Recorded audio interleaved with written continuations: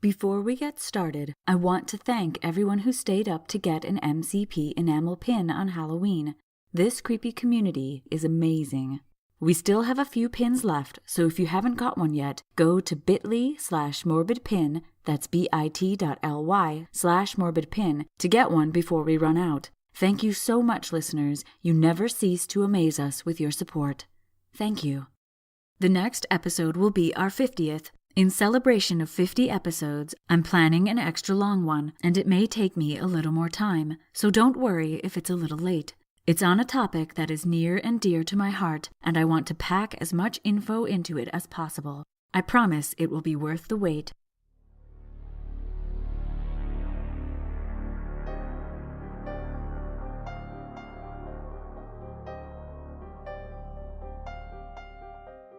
Humans are fascinated by gore and violence, but even more so the mysterious and unsolved. Interest in these disturbing and unpleasant subjects is called morbid curiosity, and it has gripped hundreds of people throughout the ages. I am one of those people. My name is Hallie, and this is the Morbid Curiosity Podcast.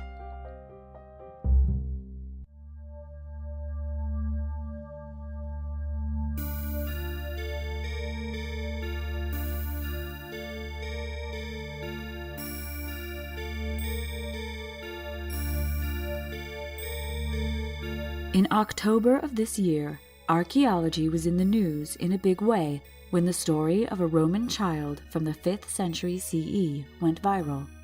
The child was unearthed at La Necropoli dei Bambini, or the Cemetery of the Babies, a mass burial site in Umbria, Italy.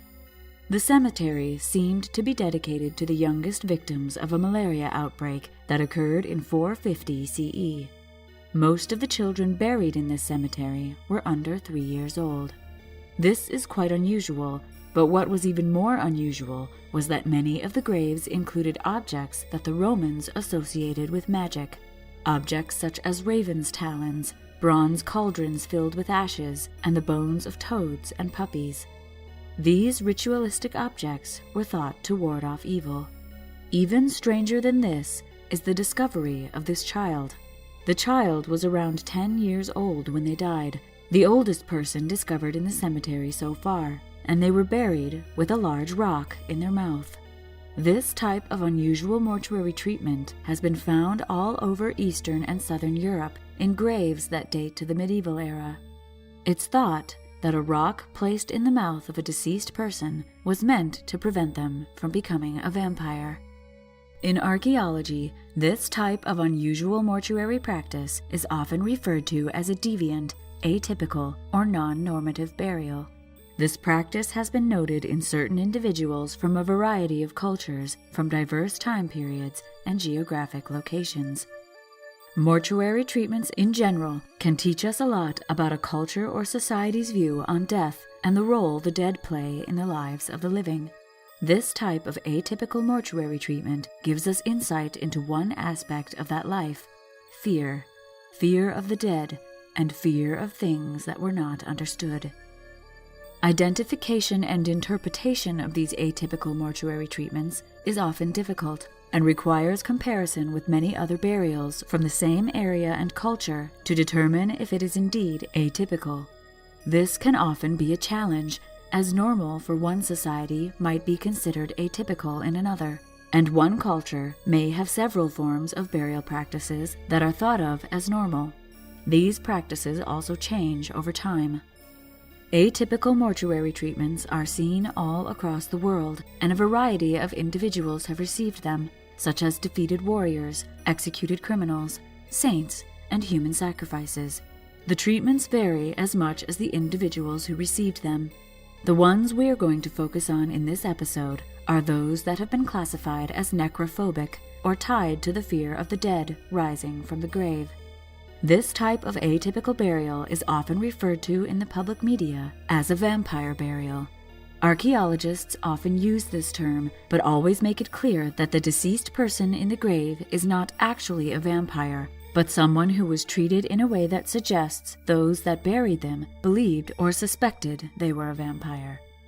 Vampires, or vampire-like creatures, have origins as far back as ancient Egypt, Greece, and Rome.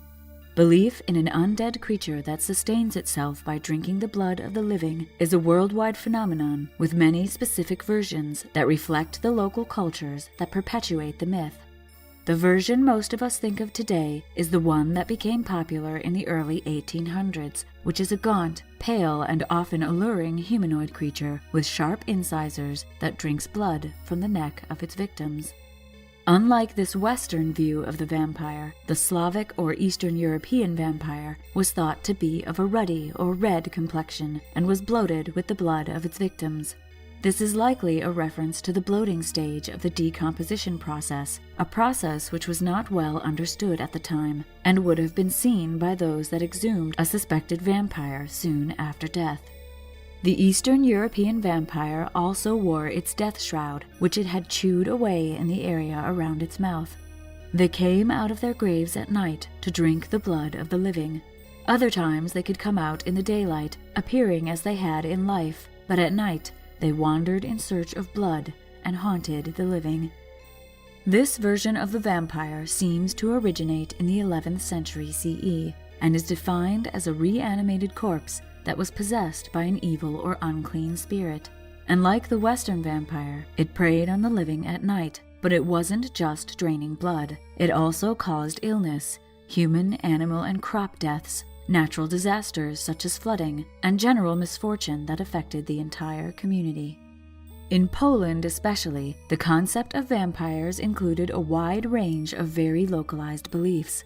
There is documented evidence of these beliefs thanks to written ethnographies that come from the late 1800s and go to the mid-1900s. These ethnographies recorded many aspects of daily village life, and demonology and vampires were quite prominent in the lives recorded by the Western ethnographers. However, we have to remember that ethnography always comes with some amount of cultural bias. Cultural bias is the interpretation and judgment of another culture using a lens composed of the conventions of one's own culture. In this instance, the writer used the word demons, which in Western cultures means one thing, but could have meant something very different in Eastern European cultures. We can still use these writings to learn about the cultures of the past. We just have to remember this bias exists and may have skewed the writer's interpretations. The ethnographers of the 1800s noted that in Eastern Europe it was a widespread belief that every person had an allotted lifespan, and dying before the allotted time by murder or accident made a person more likely to return after burial. Pagan Slavic cultures believed that the body and the soul were two separate entities, which separated upon death. The soul remained on earth for 40 days after death, visiting the places that it once lived. Most souls were harmless, but the souls of the unclean were thought to be a threat to the living. The unclean were people who'd been marginalized for having done terrible things or having unusual physical characteristics. This included murderers, suicide victims, witches, outsiders, the first to die of a widespread illness, and people with physical or mental disabilities. Before the conversion to Catholicism in the 7th through the 9th century, Slavic pagans cremated their dead, believing the soul could only be released from the body through fire. When they were converted, the Catholic mortuary method was burial, which must have horrified the pagans, or at least made them fear for the souls of their deceased loved ones. They worried the souls of certain individuals would become bitter and angry and return to their corpses to seek revenge. After the Christianization of Eastern Europe, it was beneficial for the Church to support the idea of vampires, as the myth could be used as a method to maintain social and religious order. Basically, it was incorporated into the punishments one might receive for sinning. The list of unclean spirits that were at risk of becoming vampires grew to include the unbaptized, bastards, those conceived during holy times, sinners, and the excommunicated. This religious synchronization also applied to mortuary rituals. The old pagan funerary rites were allowed to continue as long as Catholic rites were also performed. The integration of both customs created a very distinct set of mortuary practices that was tempered by the belief in evil spirits. Preventative measures against evil spirits were taken very seriously, as was the belief in vampires. However, the practice faded across Europe for a time.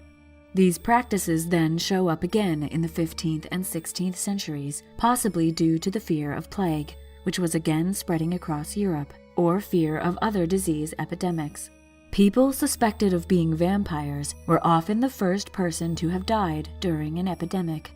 It was thought that they came back every night to kill more people by infecting them with the disease that had killed them.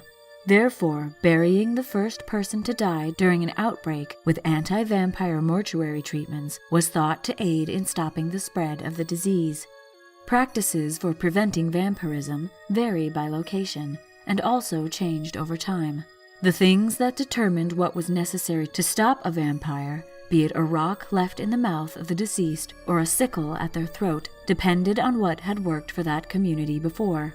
This could have involved mutilating the corpse, or placing certain objects in the initial grave, or exhuming the body sometime after burial and doing the same. In Eastern Europe, this was usually done within the first 40 days after burial, because that was when the soul was still able to return to the body. After the 40 days, the vampire was seen as indestructible, and therefore the corpse had to be prevented from leaving the grave at all costs. In both these situations, unusual measures were taken during the burial of the individual thought to be a vampire. These atypical burials are very important in showing how history and archaeology can inform and advise one another. Historical records can offer possible explanations for the deviant burials, while archaeology can confirm the historical record and show how far back the practices go. According to Dr. Andrew Reynolds, an English archaeologist at University College London, there were two factors that resulted in an individual receiving a deviant burial: the mode of their death and their behavior during life. For example, dying violently or being violent during life. In addition, the manner of birth also seemed important, as bastards and the unbaptized were also thought to be unclean.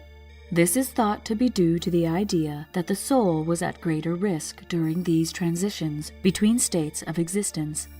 Similar fears resulted in similar deviant mortuary practices all across Europe. Many of these involved manipulation or mutilation of the corpse of the suspected vampire, either at the initial burial or through exhuming the corpse. The most well-known type of deviant mortuary treatment is the stake through the chest of the corpse. These stakes were often made of iron, which according to vampire folklore is a substance that vampires cannot stand. A variation on staking was nailing the corpse to the coffin with iron nails. Both were meant to restrict the vampire from getting out of the coffin. Other ways the corpse was restricted included tying the legs or arms together, breaking the legs, removing the feet and burying them elsewhere, decapitation, and burying the body face down.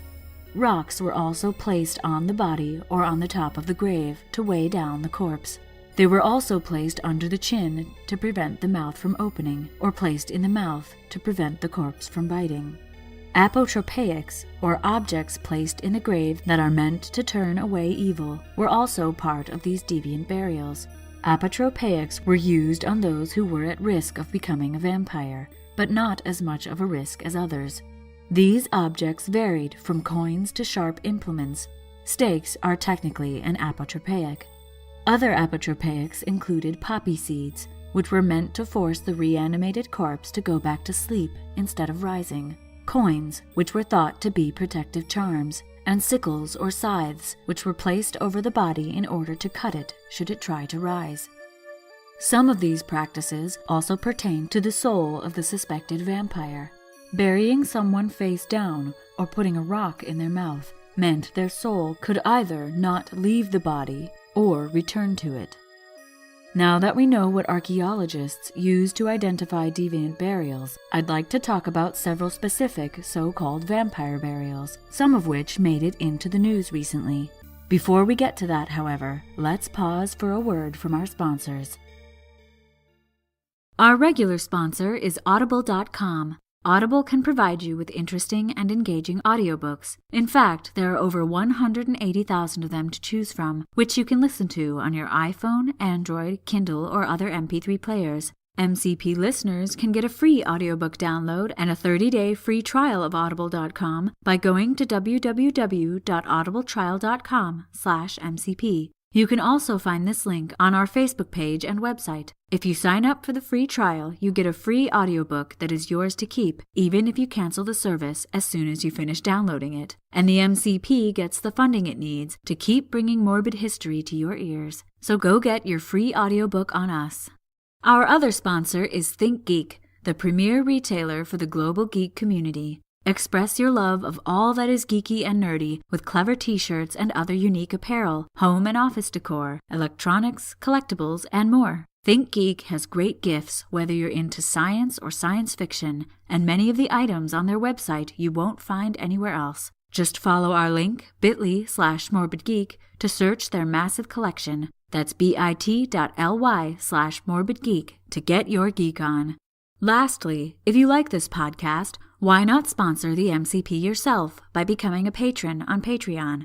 There are several tiers of patronage, the lowest being $1 an episode. With that dollar, you become eligible for several rewards, such as access to our patron-only feed and being entered in a monthly raffle. When you become a patron, it helps us keep this show going. If more people become patrons, we may even be able to eliminate the need for sponsors. That means no break in the middle of the show. If you'd like to become a patron, go to bit.ly/morbidpatron. That's bit.ly/morbidpatron, and you'll be directed to our Patreon page, where you can choose your rewards. You'll have our eternal gratitude. And now, back to the podcast.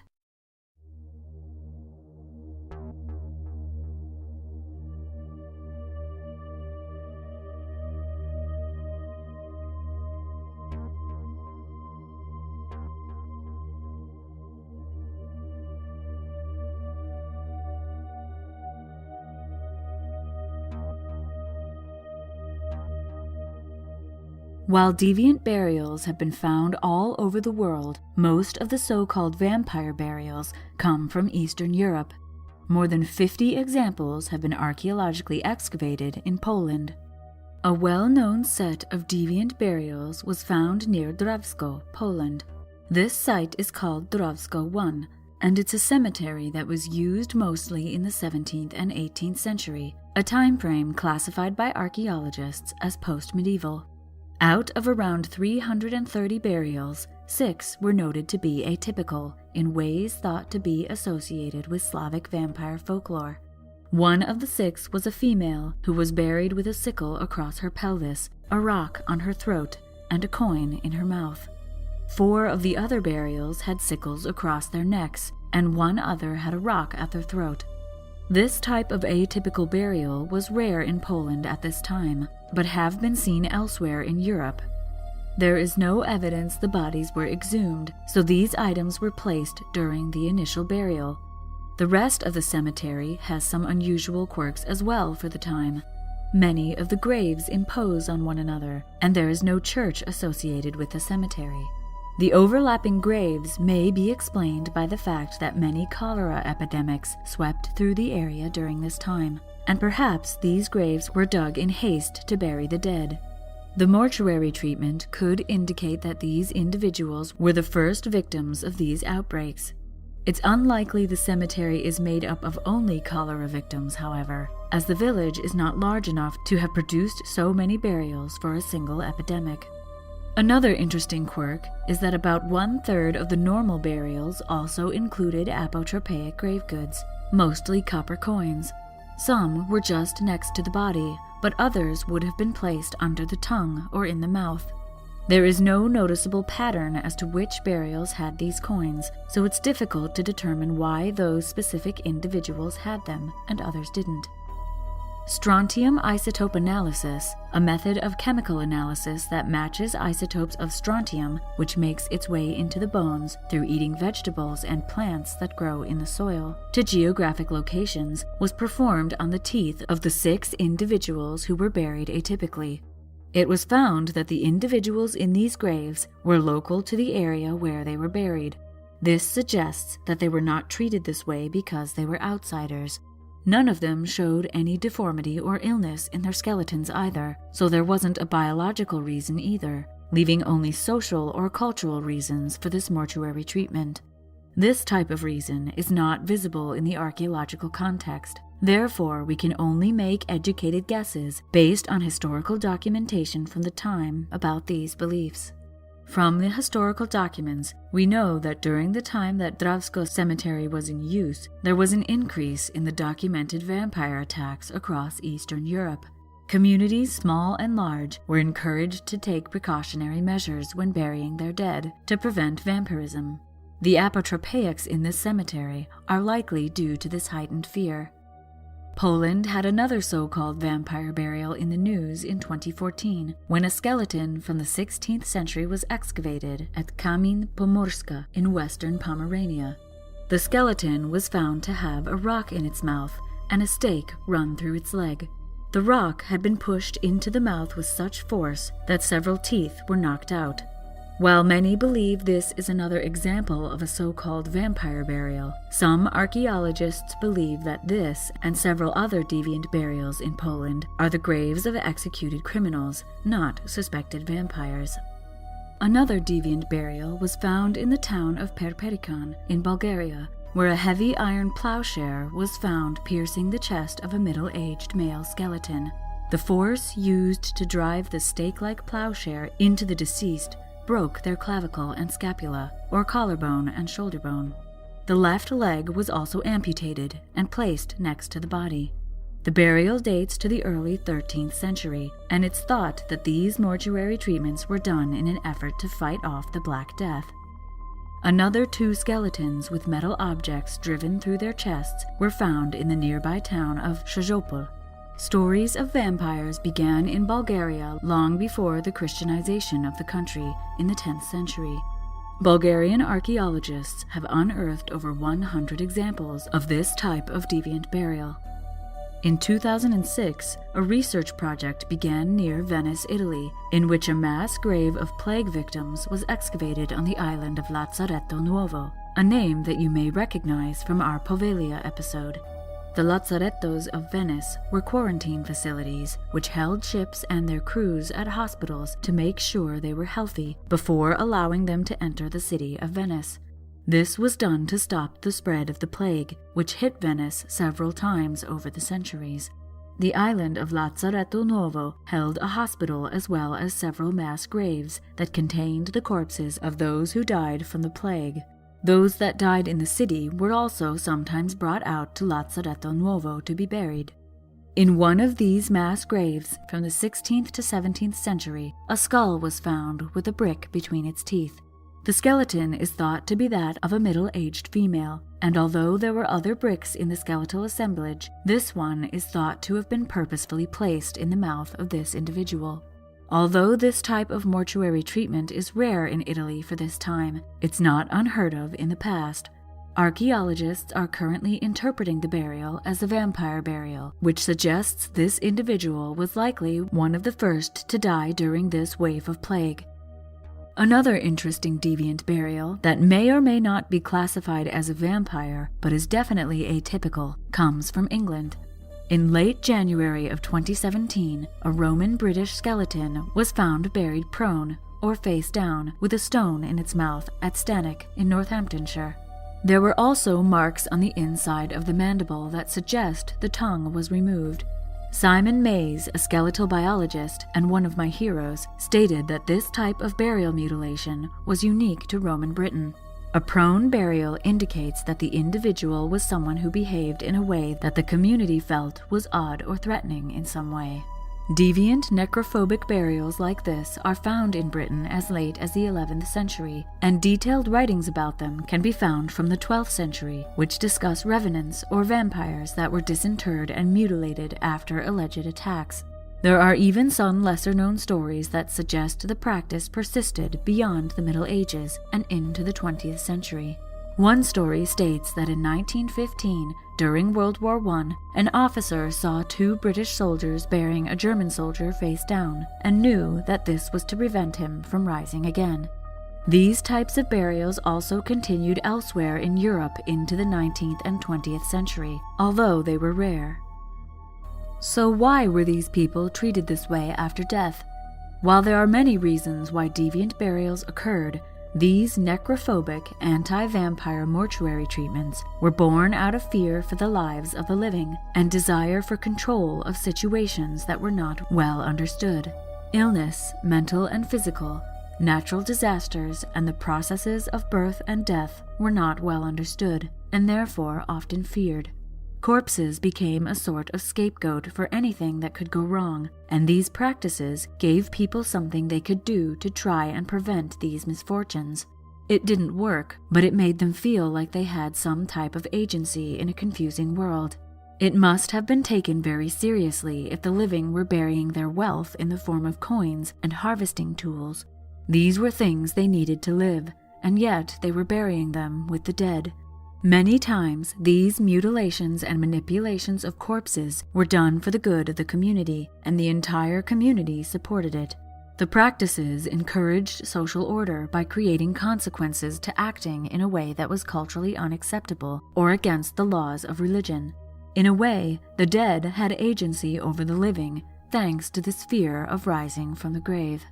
Analysis of these burials in the present allows us to connect to an individual who represents both a biological and cultural history of a specific place and time in the past, but interpreting that history is often tricky. It's possible that these atypical mortuary treatments weren't due to the behavior or life of the individual at all, but due to the needs of the community alone. They may have just been the person who died at a time when the anti-vampire ritual needed to be done to prevent drought or animal deaths. Without explicit documented details about the deceased's life, we don't actually know for sure that they were at the center of the ritual. Even with historical documentation, it can't be known exactly what it was that made the community decide to bury these individuals in this way. There's a lot of evidence that the community felt these people were at risk of rising from the dead, but in reality, that may not have been the case for all of them. It's possible that these were just a type of accepted burial that was more rare. Think of all the mortuary treatments we have today: burial, cremation, body farms, organic burial pods, and many other options which are all considered acceptable, although some are more rare.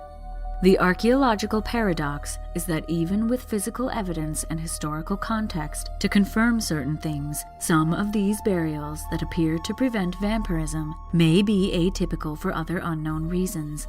Archaeologists, anthropologists, and historians continue to research and excavate in hopes of knowing for sure in the future. This lack of absolute solution is what continues to spark our curiosity.